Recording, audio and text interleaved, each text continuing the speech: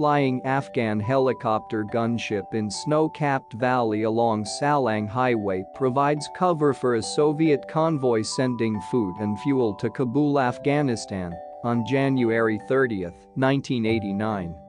The convoy was attacked by Mujahideen guerrillas with rockets further up the highway, with Afghan government troops returning fire with artillery. The actual reasons why Soviet Union invaded Afghanistan are far more complicated. The Soviet Union saw themselves as being nearly entirely encircled by enemies.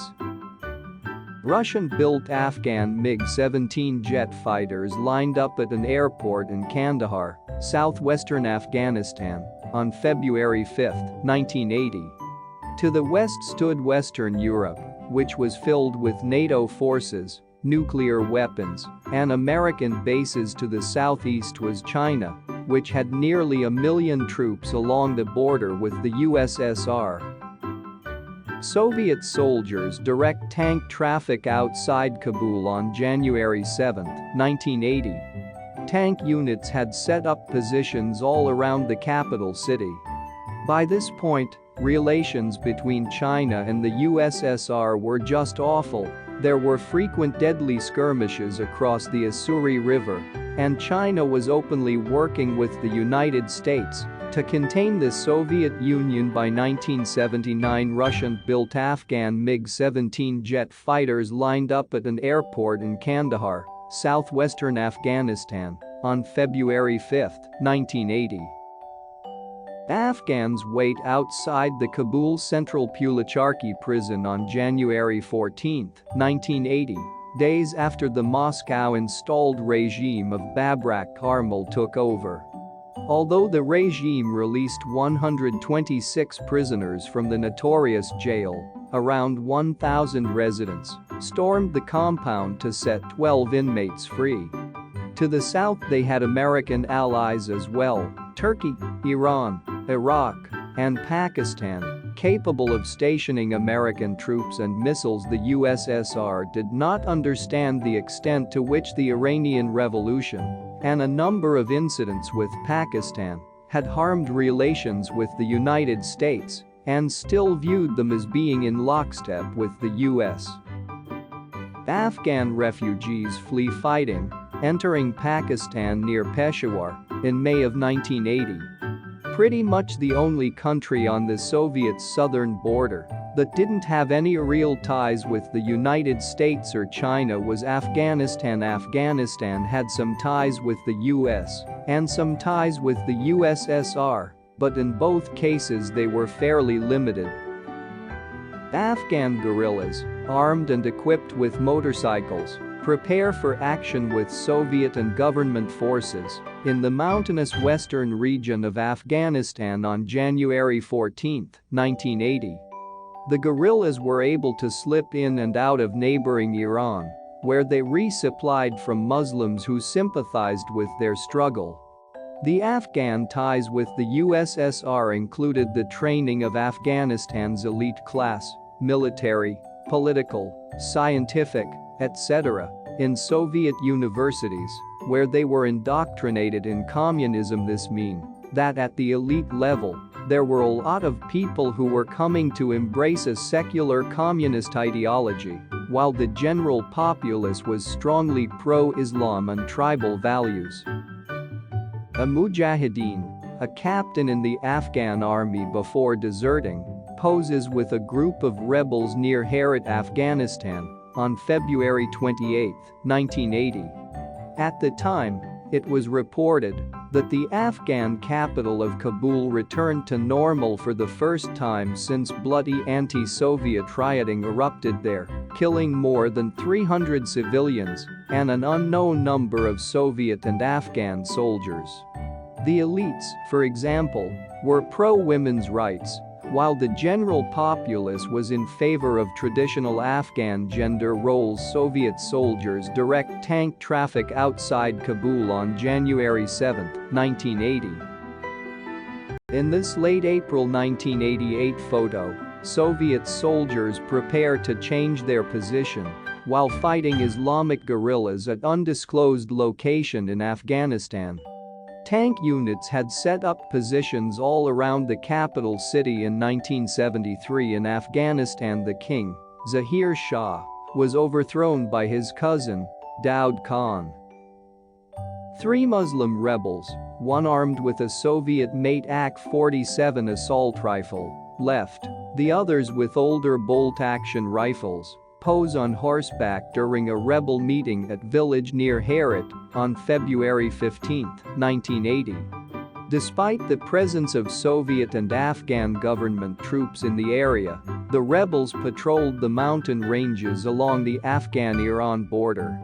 Daud was not a communist by any means, but he did have ties to the communists, and he also had ties to Pashtun nationalist movements. This scared the Islamists in Afghanistan, who were becoming increasingly political thanks to the proliferation of texts from the Muslim Brotherhood and similar groups, and Pakistan, which was in a perpetual state of fear that ethnic conflicts could dissolve the state of Pakistan. This fear is not without purpose.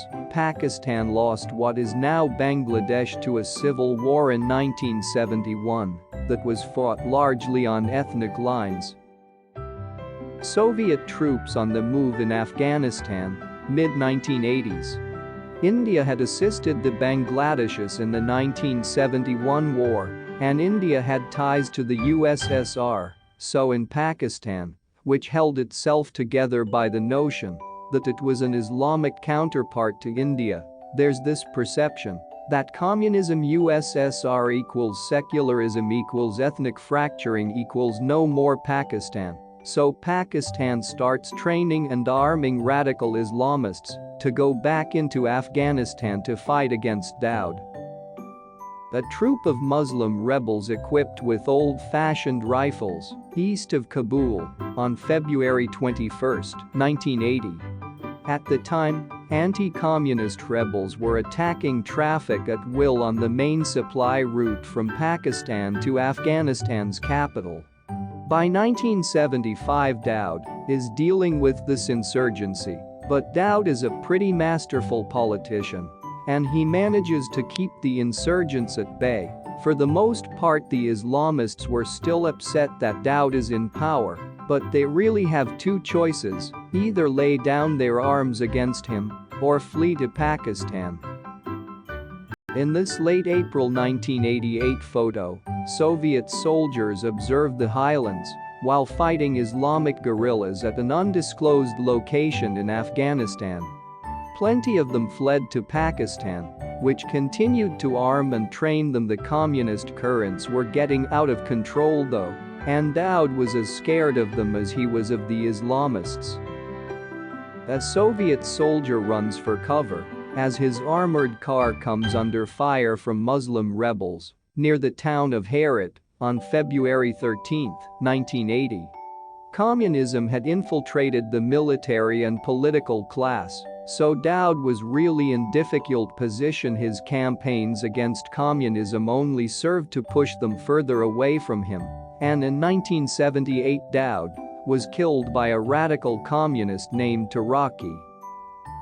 2 Soviet soldiers taken prisoner by the Afghan resistance forces loyal to the fundamentalist faction of Hezb-e Islami in the Afghan province of Zabul in September of 1981. The prisoners had told journalists then they would be executed by the Afghan resistance for refusing to convert to Islam to make eligible to be tried by an Islamic court. If the Islamists were annoyed by Daud, they were terrified at Taraki. Taraki was a hardcore communist and a serious reformer, and he was trying to implement reforms and build a Stalin-like police state and cult of personality at a rate even the Soviets thought was too fast. A Soviet-style military parade held on the occasion of 5th anniversary of Afghanistan's 1978 Tsar Revolution in the streets of Kabul on April 27, 1983. They told him to slow down, but he just kept going and pretty much walked right into a civil war. Taraki's crackdown on Islam, promotion of women's rights, and just his overall reforms were too much for the Afghan populace, And in less than a year, by March of 1979, the country was pretty much in revolt against him. Afghan guerrillas atop a downed Soviet Mi-8 transport helicopter near the Salang Highway, a vital supply route north from Kabul to the Soviet border, January 12, 1981. He was receiving aid from the USSR, and the insurgents were receiving aid from Pakistan, possibly Iran, and a little bit of aid from the US, and possibly China. Most of that aid probably didn't amount to much, but the Soviets viewed it the same way that any country would view it if they found out that a violent insurgency on their borders were being fueled by a foreign country. US President Ronald Reagan meets with a group of Afghan freedom fighters to discuss Soviet atrocities in Afghanistan, especially the September 1982 massacre of 105 Afghan villagers in Logar province. They blew it out of proportion and doubled down on Taraki. In August of 1979, it got even worse for the Soviets. A Muslim guerrilla in Afghanistan's Paksha province shows off his combat ration of peanut butter from the United States on July 11, 1986. Many of his fellow guerrillas battling the Soviet-backed communist government don't like the American food and had been throwing it away. Taraki's foreign minister, who the Soviets did not like and were somewhat convinced was a CIA agent. He wasn't, smothered Taraki with a pillow and took power for himself. With Taraki dead, the Soviets saw themselves as being completely strategically encircled. Afghan guerrilla leader Ahmad Shah Massoud Center is surrounded by Mujahideen commanders at a meeting of the rebels in the Panjshir Valley in northeast Afghanistan in 1984. Massoud was central to much of the anti-Soviet resistance, and after the troops left, struggled with others to create a new government. In a few years, Massoud and his forces were fighting the Taliban, and he had become an enemy of Osama bin Laden. On September 9, 2001, Massoud was assassinated by two attackers backed by Al-Qaeda, just days before the September 11 attacks on the US. Following the opening of diplomatic relations between the United States and China, the Soviet Union now had to contend with the possibility of China's enormous military population working to further pro-American and anti-Soviet strategic aims. The Chinese invasion of Vietnam in 1978 had proven that China was now willing to use force on a large scale to counter the Soviets and their allies. An Afghan guerrilla handles a US-made Stinger anti-aircraft missile in this photo made between November 1987 and January 1988. The shoulder-fired, heat-seeking missile supplied to the Afghan resistance by the CIA during the Soviet invasion of Afghanistan is capable of bringing down low-flying planes and helicopters. At one point, late in the war, rebels were reportedly downing nearly one Soviet aircraft every day with Stinger missiles.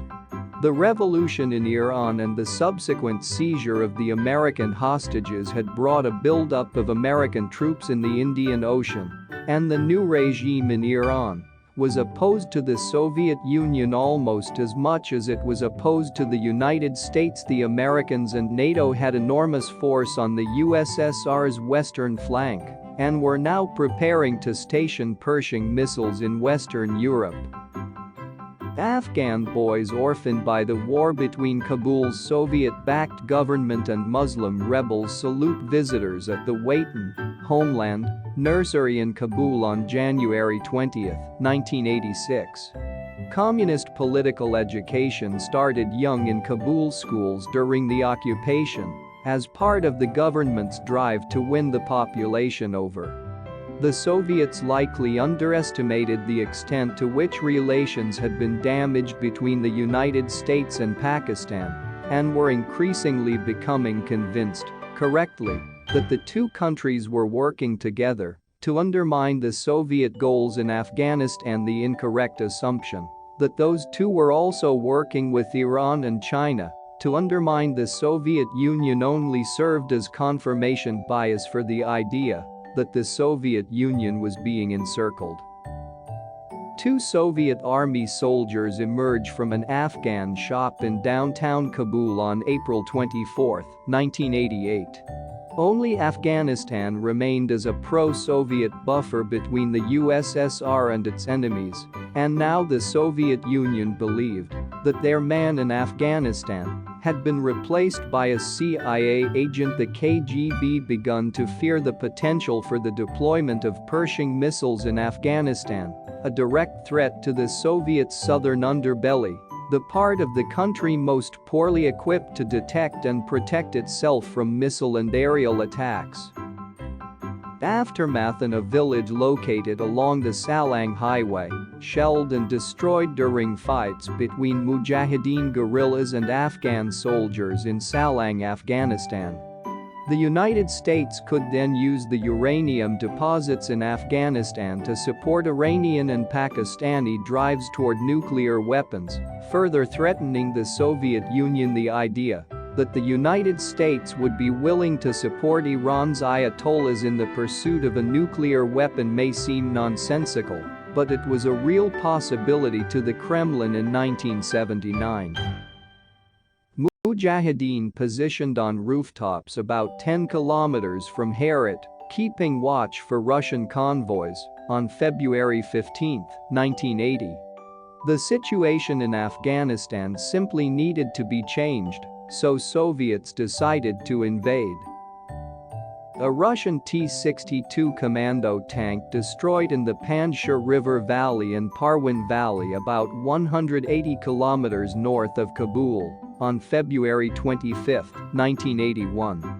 The initial Soviet deployment of the 40th Army in Afghanistan began on December 25, 1979. The Afghan war quickly settled down into a stalemate, with more than 100,000 Soviet troops controlling the cities, larger towns, and major garrisons, and the Mujahideen moving with relative freedom throughout the countryside. Soviet soldiers work with two German Shepherd dogs trained to sniff out explosives in and around their base near Kabul on May 1, 1988. Soviet troops tried to crush the insurgency by various tactics, but the guerrillas generally eluded their attacks. The Soviets then attempted to eliminate the Mujahideen's civilian support by bombing and depopulating the rural areas. Wrecked Soviet vehicles are shoved alongside the street in the Panjshir Valley village of Amers in northeast Pakistan in February of 1984. These tactics sparked a massive flight from the countryside.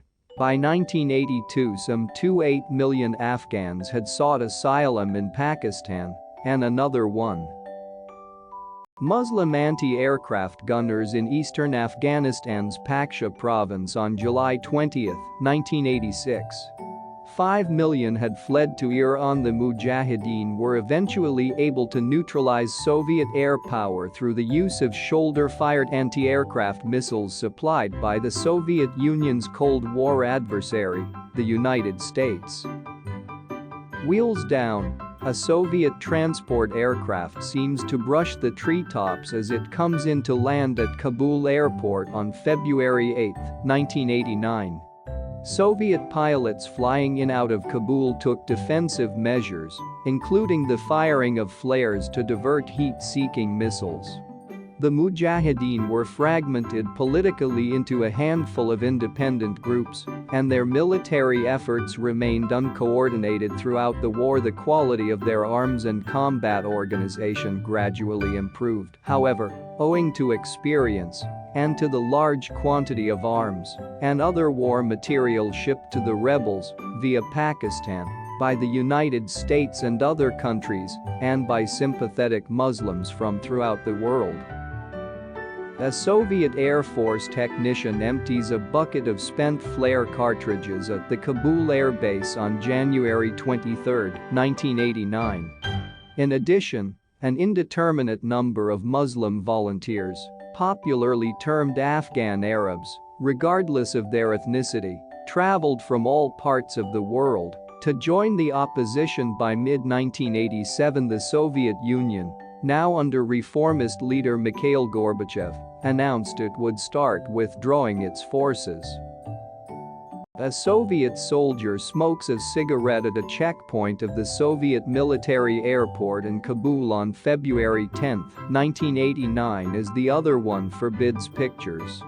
The final troop withdrawal started on May 15, 1988, and ended on February 15, 1989. Due to its length, it has sometimes been referred to as the Soviet Union's Vietnam War or the bear trap by the Western media, and is thought to be a contributing factor to the fall of the Soviet Union.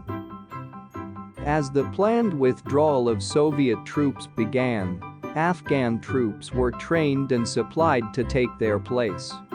Here, a soldier crawls with his comrades during a training session in Kabul on February 8, 1989. According to officials, the soldiers were from a new unit formed to defend vital installations in the Afghan capital. According to many scholars, the war contributed to the fall of the Soviet Union by undermining the image of the Red Army as invincible, undermining Soviet legitimacy, and by creating new forms of political participation. The war created a cleavage between the party and the military in the Soviet Union, where the efficacy of using the Soviet military to maintain the USSR's overseas interests was now put in doubt.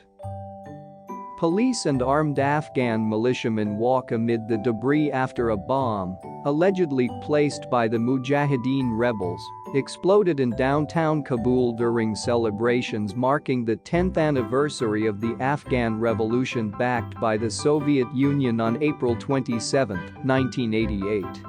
In the non-Russian republics, those interested in independence were emboldened by the army's defeat in Russia. The war created cleavage between the party and the military, changing the perceptions of leaders about the ability to put down anti-Soviet resistance militarily, as it had in Czechoslovakia in 1968, Hungary in 1956, and East Germany in 1953.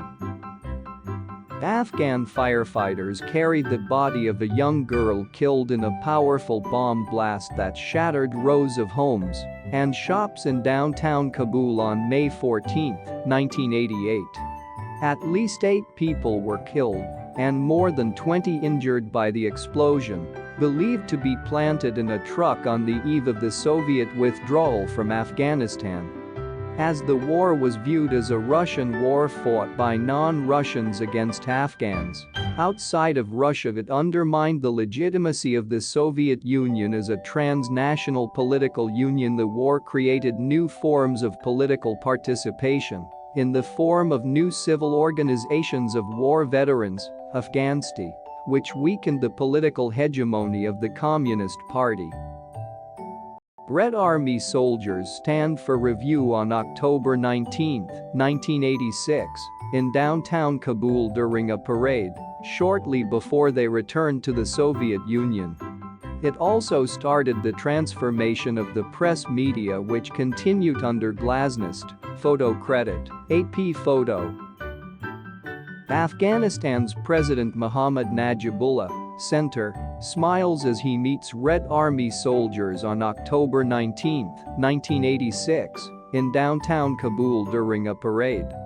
Najibullah, who became president in 1986, was later hanged in a street near the UN compound in Kabul on September 27, 1996, where he had sought sanctuary since April 1992, when Mujahideen guerrillas entered Afghan capital.